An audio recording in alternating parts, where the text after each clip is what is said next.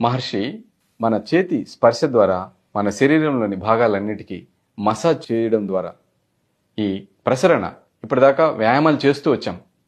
వ్యాయామాల ద్వారా మన లోపల ఈ ప్రసారణ జరుగుతుంది. ఆ ప్రసారం సవ్యంగా, సక్రమంగా, సరైన మార్గంలో ప్రవహించే విధంగా ఈ మసాజ్ని రూపొందించారు.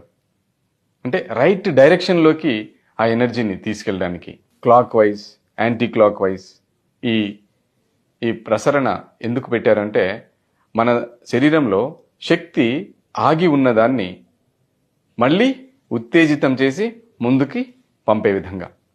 మొదట నాభిస్థానం నుంచి ఈ మసాజ్ మొదలవుతుంది. ఆ తర్వాత ఛాతీ దగ్గర మొదలవుతుంది. అరచేత్తో చేయాలి ఈ మసాజ్ని. అరచేత్తో వీడియోలో చూస్తే మీకు తెలుస్తుంది.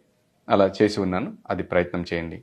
ఆ తర్వాత ఛాతీ దగ్గర, ఆ తర్వాత చెవులు కూడా మసాజ్ చేస్తాం. చెవి లోపల కూడా వీటిని ఇలా clock wise, anti clock wise, మళ్ళీ క్లాక్ వైజ్ ఇలా. ఎందుకు? మనం ఏదైనా